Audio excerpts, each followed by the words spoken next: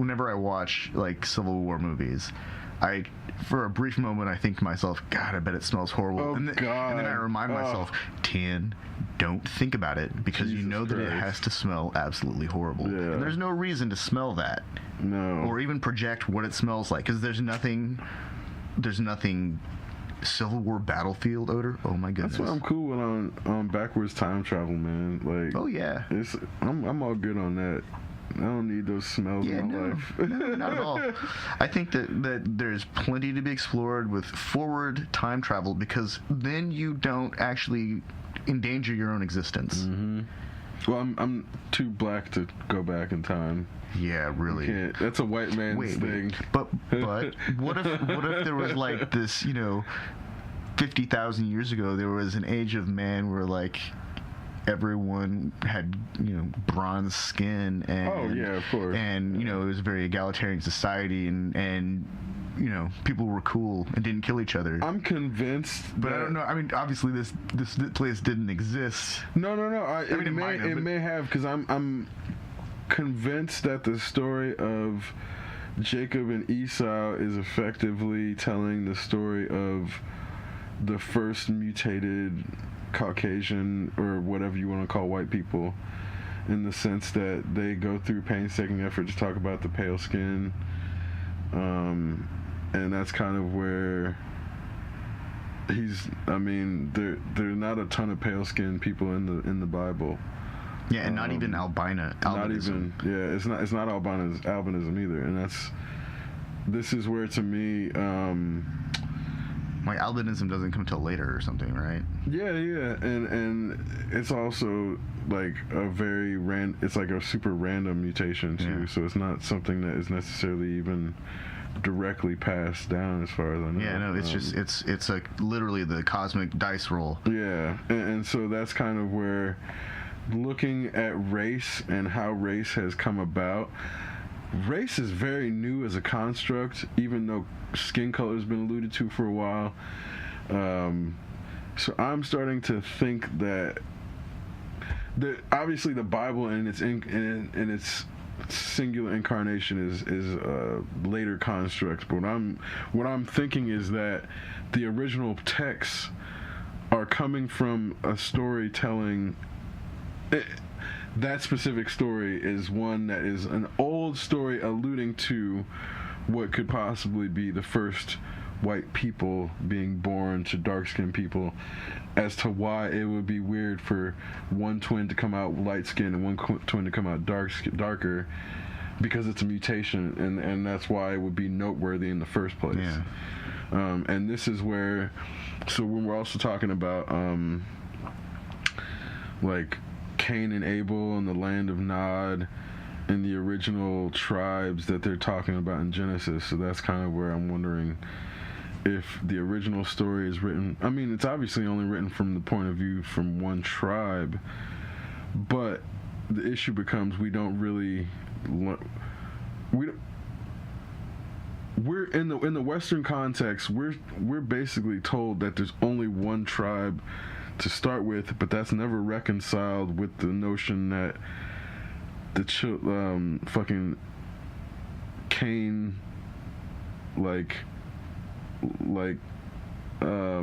had to leave and mated with the daughter of another tribe.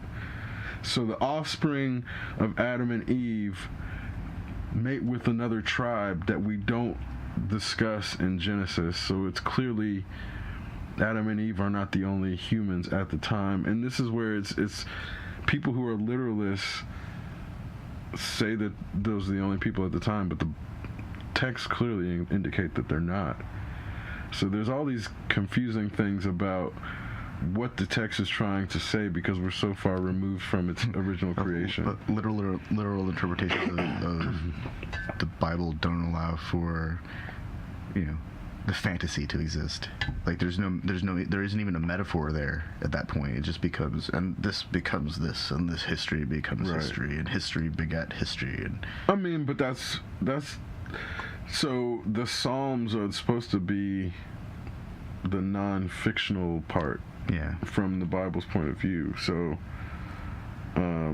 or the fictional part rather, in the sense of it's written as poems that are not meant to be recounting history, whereas the rest of the verses are supposed to be written from historical perspective and giving a viewpoint of a person in most cases. And that's where it's written in a way that's meant to be historical, but it's not. Everything that is in that is not confirmed by third-party historical sources, but there are some things that are confirmed by third. So this is where it, when we talk about existence of certain empires or existence of certain cities, like Ethiopia is mentioned or something. So it's like we know that it's basing its references off of real places. So there's things that exist today that existed then that we can connect it to, but then there's other things that, like the Jewish enslavement in Egypt, there's no historical proof of that. That's not to say it didn't happen, but the things that the Bible are saying about it don't have historical proof as to why it's framed historically, but it's then not historically accurate information. So that's kind of where it is. It's very difficult to discuss that piece of writing with a nuanced manner without insulting people who believe in it, but then if you're trying to be scientific about it without sounding too condescending about the information. The problem that I've always had with Bible interpretations is that I always feel like it's a statement out of context leading to other statement out of context, but this second statement, the reinforcement comes from a completely different section, and then there's another to add on to it, but it's also from a different part of the Bible, and these things are all supposed to be used to correlate to one modified behavior. It's like a choose your own ethics package, kind of, but at the same time, and that's just like my dilemma with encountering the translations of the Bible on the internet, an attempted argument of some sort of why the Bible backs some kind of fundamentalist behavior, and it's hard for me to reconcile because I don't know these things. I wasn't really raised in that environment, so for me, it's completely fascinating because on some level, I imagine that there's a pretty healthy historical component that gets pushed aside because there's not any real accuracy. The accuracy is it's just way off, but it's close enough.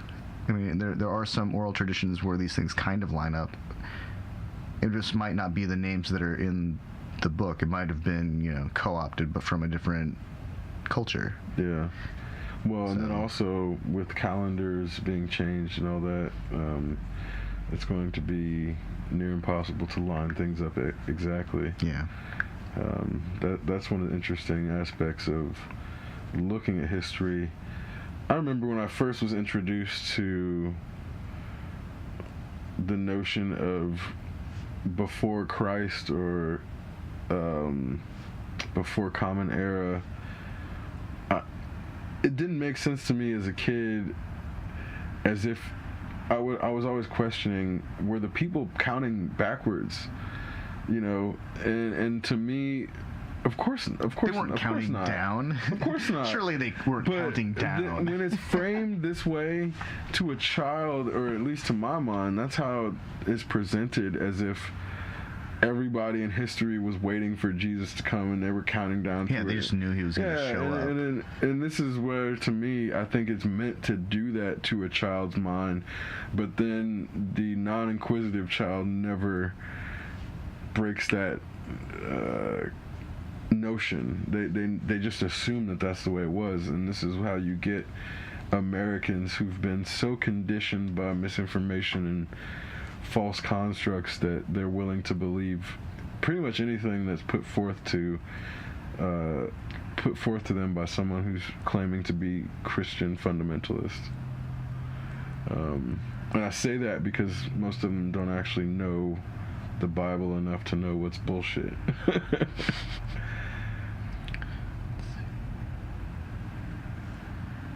Let's see. I'm trying to figure out when Jesus was born on the Chinese calendar. Let's see. The star was actually a comet flying by in the year 5 BC, which would put Jesus' birth during that year.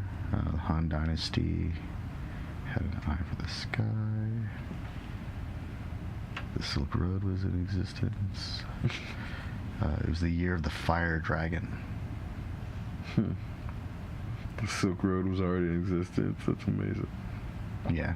Well, China had been around for 3,000 plus 4,000, 5,000. Oh, God, who yeah. knows? They might have been around for a whole 8,000 years before Jesus, which would be kind of interesting. Like, how many times have the Chinese lost their history to themselves? Because we only know 5,000 real years. Absolutely. But we have Korean texts, poetry that described a fully functional China 10,000 years ago. So that's kind of crazy shit. Yeah. Although I like the idea of Jesus was born in the year of the fire dragon. That's actually pretty cool. That is pretty cool. And that's correlated to the alignment of the stars, because the Chinese had astronomy back then. So that's the component that I've always found really interesting about Bible history, biblical history, is that there is a Chinese timeline that also exists in parallel. Yeah, which you're not taught at all in America. Yeah, we don't because see it. otherwise it would make it sound so ridiculous. These people are walking around on camels. Meanwhile, these people are performing large-scale trade and have a fully functioning mercantile part of their economy. The further west you go, the more likely people are to live in like mud and filth. Yeah. But there is one isolated pocket of civility at the end of our trade route where they have sewer systems and lit streets. We call it Syria. But we only have a few cities or a few places. Keep going east, it starts getting developed. There are roads, there are doctors and merchants and markets to conduct trade and commerce. And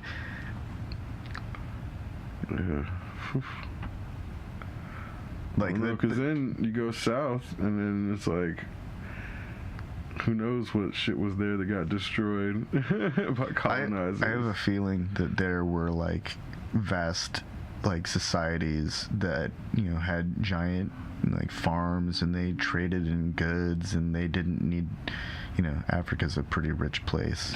And a few thousand years ago there was still a lot of water like flowing all over most of it. Which is where I think the notion of a lush forest in which the pyramids or that civilization could have existed is not out of the realm of possibility. Oh yeah, I try to imagine like Egypt and the pyramids, that region of the world, looking kind of like Cancun or Acapulco. Well, because then that would mean it could be way older than we thought. Oh yeah. Which would then make a lot more sense, I think, to a lot of people as to why our species feels like we've been here for a lot longer. I mean, obviously, the reconstruction of history from the retrospective lens is going to be difficult, but when there are 200,000-year-old settlements in Southeast Asia or in southern China, 200,000 years, and we're at year 2000 of our current calendar. There's a war of ideologies we're at 1%. Our current history represents 1% of what we know, and this was 200,000 years ago, a civilization where they had cemeteries for their dead. 200,000 years ago. Jesus. That's incredible. That is incredible. that's a human settlement outside of Africa that predates Western or European settlements. Jesus. So we know that we've been around for a long time. So there's a recently I was reading about how there's a section of the geological record that's just missing a big chunk, and it's because, and it correlates to a time period when we would have had a frozen Earth during like a really severe ice age. And so during this period, the kind of glacial migration would have accounted for grinding down the surface of the Earth, a pretty significant section, down to nothing, and then just like allowing it to be reabsorbed into the sections where the plates were coming together and pulling material back into the mantle. So there actually is a great potential that humanity could have settled in places and lost. The Earth swallowed it up. The Earth just swallowed it up. There's a lot of potential for that. Yeah. And of course... And then we would have no fucking idea. Yeah, none. That's the craziest part about it, man. There's no fucking proof. Yeah. If the Earth swallows it, I mean... What are you going to do? the Earth, Schrodinger's cities. Yeah. The Earth is so vastly huge, even though it's not the biggest planet. Yeah. It's still so vastly, immensely huge that, like, cities are just kind of like dots from images from the space station. Yeah. You can only see them when they're lit up, really. Right. And that's if it's like a booming city. Yeah, and that's like, you know, that's what 120 miles away. Yeah. So it's not far out in space that, you know, we start to become a dot. Yeah. That's a 2-hour drive. Yeah, right. Yeah. The whole city ain't shit now. Yeah, it's always interesting to think about how close space is relatively. Obviously, it takes a lot of energy to get there, but yeah.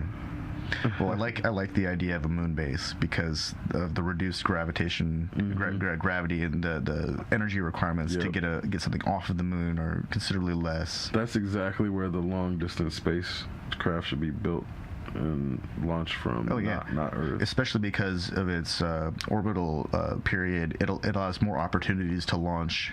Just offers more real windows because of its relative position is always changing, and because it's rotating in the right direction, it allows us to throw things the right direction also. Yeah. So there's a lot about the moon that's amazing. And also, if they can find a way to extract the helium-3 and stabilize the fusion process, because then we have then it's a fueling station. Yep. Then we have a refinery on the moon to create the fuel to get to wherever we need to go. Which would be amazing. That's totally possible. And realistically, we only need enough fuel to get to that moon of is it Jupiter or Saturn? They also believe it to be full of helium. It's I can't remember, or maybe it's like Neptune or Uranus or one of those like the gas planets that are like loaded up with all the gases. Like, I'm sure there's some planet out there that's got like, you know, it's so cold it's got like solid blocks of frozen helium. That'd actually be really cool. That'd be a really good premise for a science fiction. like a helium mine where people are walking around and like with pickaxes and knocking at it. Well, you can't use a mining laser because you'll activate it and then it'll blast you into space. And so you got to chip away with a old-fashioned. Lost the whole planet when they first tried the lasers in the helium mines. The entire mine exploded. the reaction didn't stabilize until like one of the planetary storms moved in and just vanquished it because it was too violent for the ignition reaction to maintain itself or something like that. Star to go supernova. Yeah, that could be a good start of a story. Yeah. It's all about getting off the planet. Like, it's a short story. It only takes like 3 or 4 minutes of a real time for the whole story, right? Because you got to get off. I mean, if you don't, it doesn't matter how fast your ship is. The thing's about to ignite. The surface is, at least.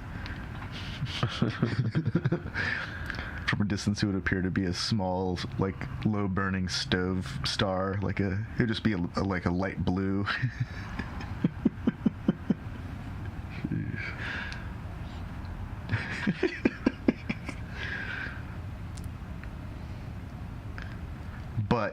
But SpaceX rockets can land on it with their direct heat. Their rockets doesn't ignite the surface, just the mining laser.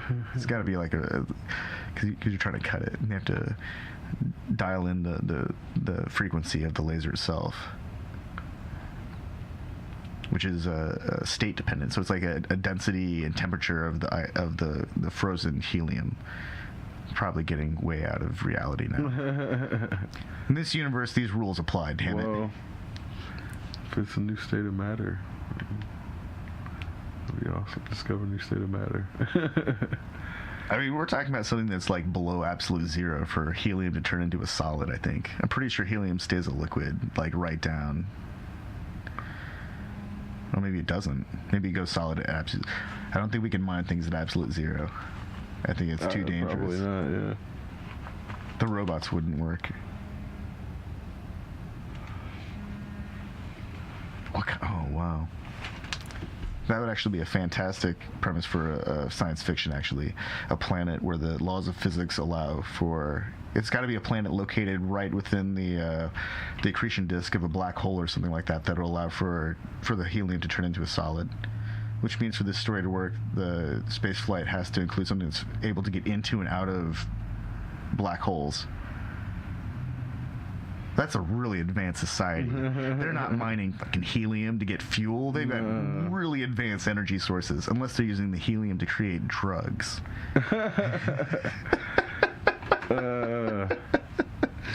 They're like, the drug allows you to go into different dimensions or some shit. Yeah, no, they use the drug so that the simulators they use to experience 20th century Earth are more realistic. That's funny shit. And so they're basically breathing in, they're huffing party balloons full of helium so that they can... Okay, so I think this gets back to a good segue into Bandersnatch, because there's a funny notion of higher beings using their power to create simulations of lower beings over and over. And I think this is where the idea of simulation theory is sexy to a lot of people, or the notion that we're living in a simulation seems plausible to many, because we keep being bombarded with this notion that that's what higher beings would be predisposed to do. And that's because we're living in a video game / simulation rich era. So obviously, surely they'd have their version of GTA, right? I mean, why not? Again, this is where... Except they call it civilization. But this is where, to me, like, this notion of imposing our habits onto higher beings is something we do as a species over and over and over. Like, every period in history, we keep imposing our behaviors onto the higher beings, whether it's a Judeo-Christian god or a simulation creating alien species. No, that's absolutely true. We tend to forget in the whole leveling up process that we change all of our behaviors and we develop a whole set of like positive behaviors, and we create a world where those behaviors lead to new and generally successful endeavors, because you're trying to make a better version of yourself. And so, but it's really easy to forget that you have to people make changes to accomplish things. And this is where I think Bandersnatch was a really great simulator, and I hesitate to call it a game. Many people are framing it as an interactive game, and I don't think it is an actual game for a few reasons. And I think it's a simulator for a few reasons. One of the reasons is that it's very good at showing potential alternate realities, whereas you look at a game, or what people would call a game like The Sims, which is actually in most cases a simulator, it's actually very difficult to see different realities until you live a full one through because it takes so much time. Or like SimCity 2000. SimCity 2000, it took a long time to play a round. So after you played 2 or 3 rounds, you did start to understand different realities as to why this represents something more like a simulator versus a game, which usually only has one ending, and in some cases starts to have multiple endings. So you look at a game like Mass Effect 3, it had multiple endings, but those endings weren't varied enough for people who played the game to consider them to be different. Yeah. So this is where, and another reason I don't think Bandersnatch was a game was because there was no clear win-lose scenario. Whereas I think in a game, you'd have to have what's a clear Yeah, it should boot you out to the lobby if you lose or something. Like there have been a couple of games that well, technically, I think in this you lose every time. Like, and this is where, to me, Bandersnatch is a simulator of all losing scenarios. There's like no win scenario, which is why I still hesitate to call it a game. Because if there was truly a game, there would at least be a win scenario, unless we just haven't gotten it. And that's kind of where I'm still leaving it open. And I don't know if I'll ever try it enough to get to a complete win scenario. It's an early version of the Kobayashi Maru. Absolutely. And even then, the only way out is because we can't modify the code, we still can't win. At least in the Kobayashi Maru, there's a way around it, a way around the rules. Like, our rule set is untouchable. Yeah. Like, we can't change the rules. Thus, like you were saying, it is more like a maze, and we're stuck within what even is just the appearance of choices, because in many cases you find out that the branch doesn't actually lead to different choices or different outcomes, so it forces you to make the choice that you didn't want to make. I think the example you gave was when in the story they wanted to talk about the mom and you didn't want to talk about it. Yeah. But the story pushes you to talk about the mom. Oh yeah, keep saying you should talk about her. You should talk about her. You might learn something. Whereas if this was truly... Are you sure? You should talk about her. You might learn something. If there was another, if there was another branch in which that story was able to keep going where you didn't talk about the mom, then that would have been a truly larger scale interactive potential game if they did, like I said, create a full win scenario. But I also am wondering if it's possible to spoil something that has multiple outcomes, but I'm also skeptical of if there are actually multiple outcomes, because in the sense of, I think there's like 2 or 3, but they're trying to make it seem like all of the different possible iterations are reflective of the outcomes, which is deceptive, I think, on their part. I was able to get 2-star, 3-star, 5-star ratings on the game whenever I got to the whole, like, you're at the end of the game, or whenever end of the simulation where you try to get the game to get published. And then one time I got to see the future ending where they show a modern game developer reintroducing Bandersnatch for the modern gaming environment. But it's through Netflix, and they can't talk about it, right? Yeah. And they're like, oh, we can't go into details. It's the woman. Yeah. Like the woman designer. Yeah, I got. I went. It's like the child of the main game developer at the company. Colin's child is the one that develops the game for Netflix, but can't say anything. Yeah. So that was like a weird, like, okay, whatever.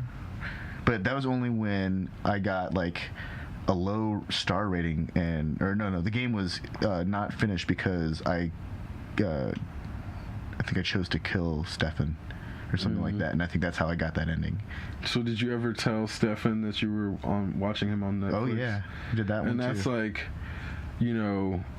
I think at that point, this was one of the things that, this is also an interesting aspect of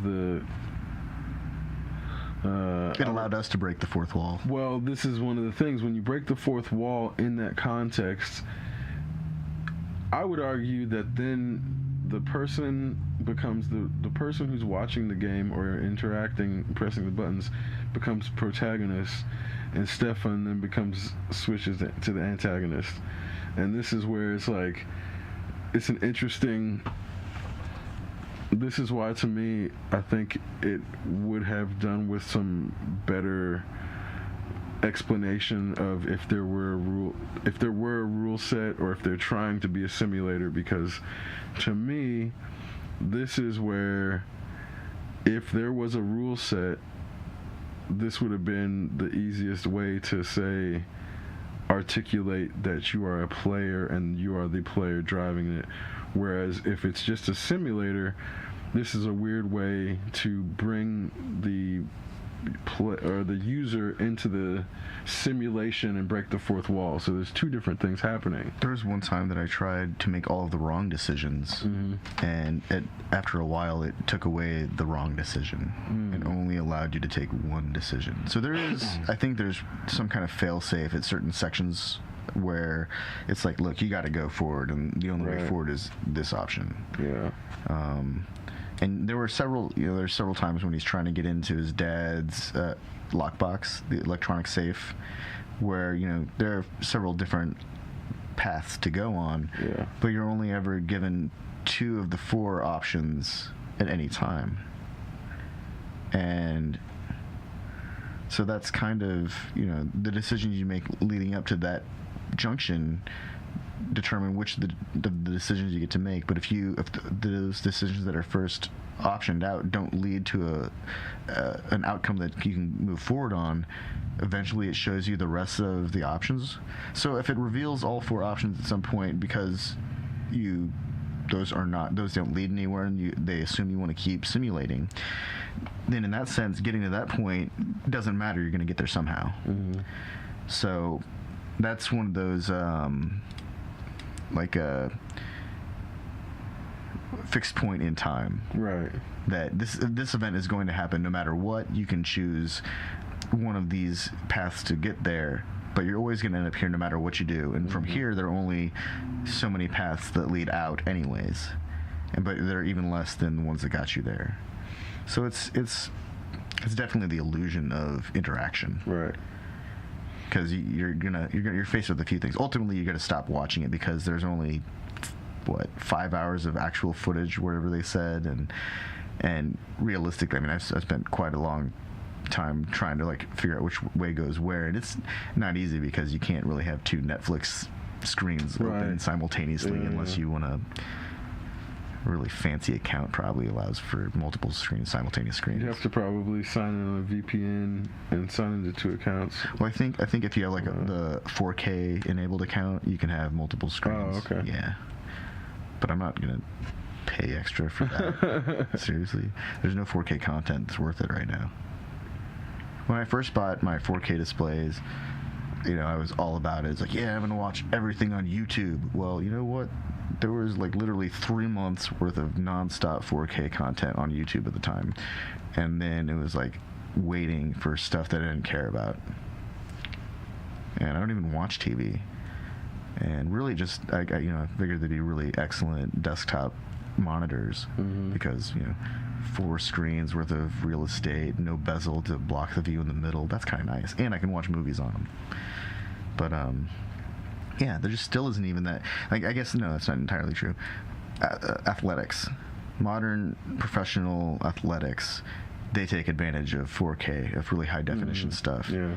And there are a few times when a movie can really take advantage of it, but we're talking a 50 or 60 gigabyte Blu-ray file.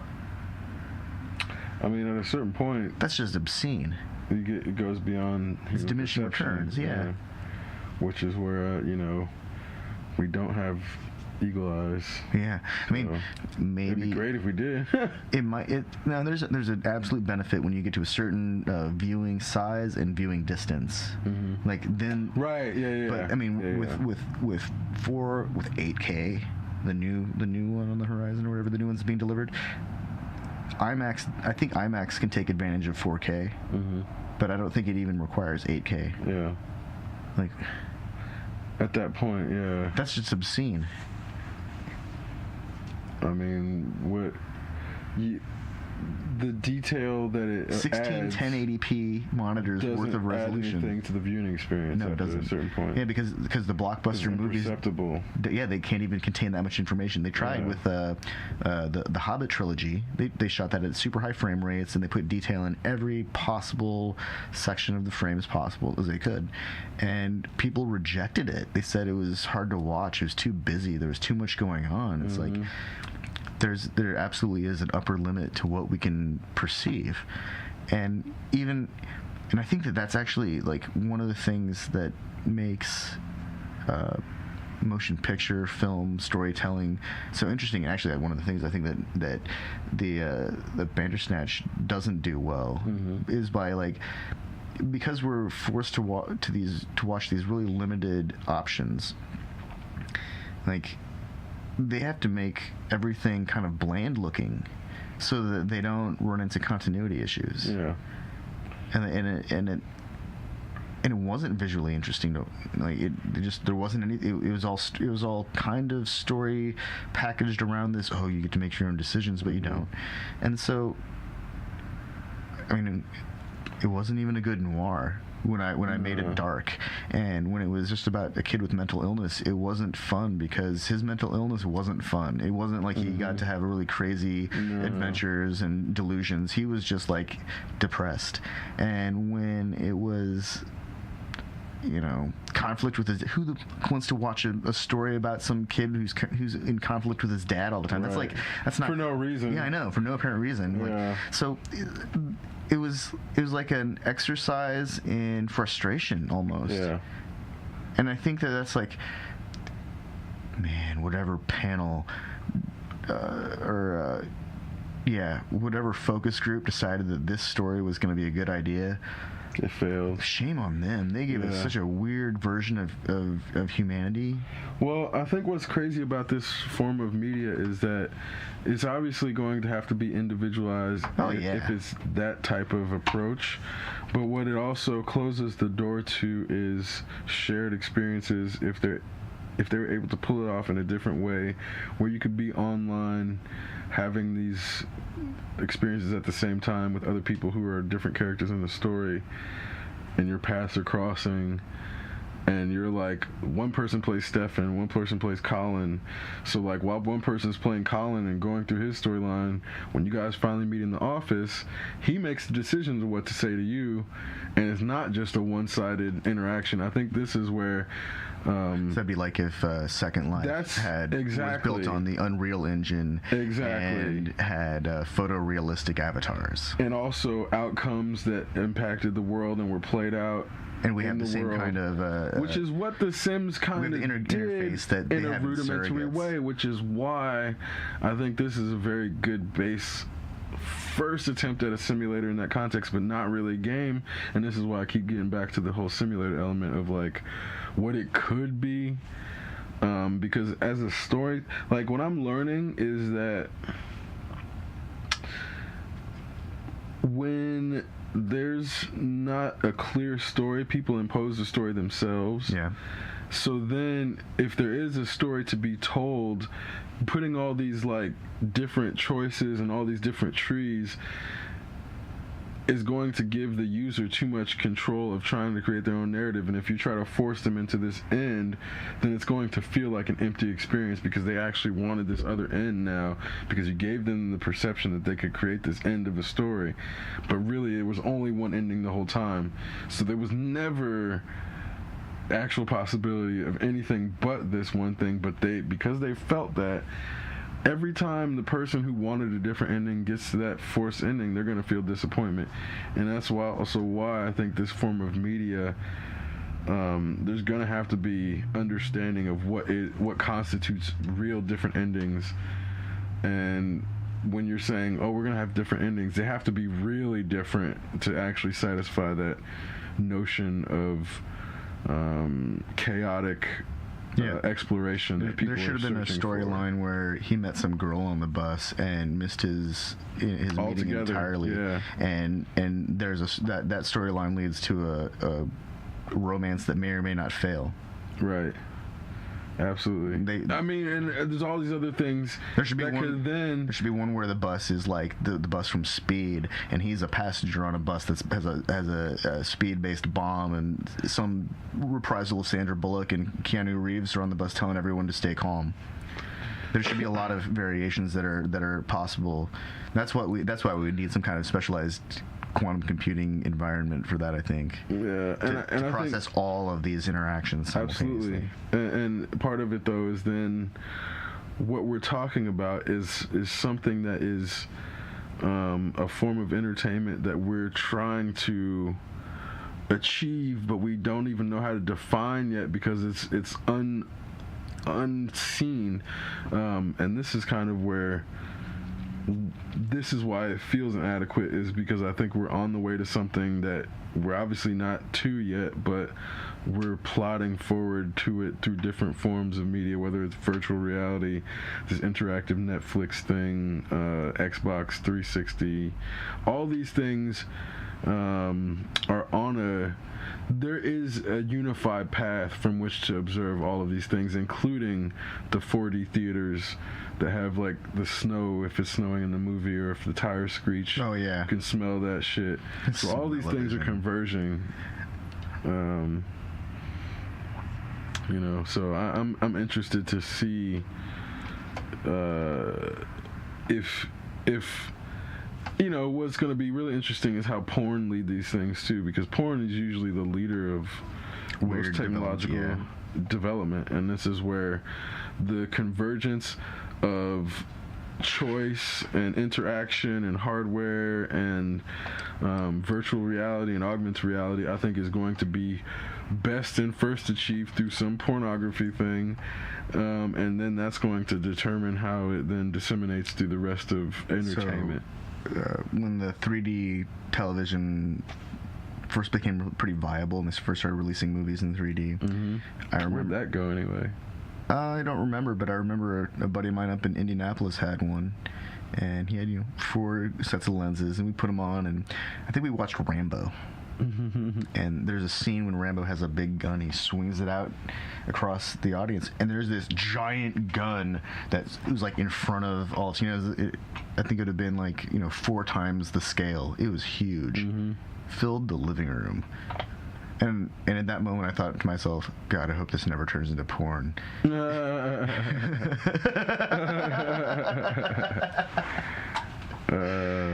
Yeah, I think that there's a lot of potential for some really intricate storytelling with 3D experience, but it's we're also going to have to learn. It's not. I don't think it's going to be possible to have that shit for like 2 hours straight. No, I think it's very visually fatiguing. Yeah. I think that every time I've seen a 3D experience of any kind, it's like, afterwards I don't want to look at anything. Like I just go to sleep. Yeah, it's extremely exhausting. And it's the opposite of like a sensory overload, like going and seeing fireworks, where your auditory and visual systems are just like pushed into the extremes of a visual or auditory experience. It's like it's pushed into a place where it's like unnatural.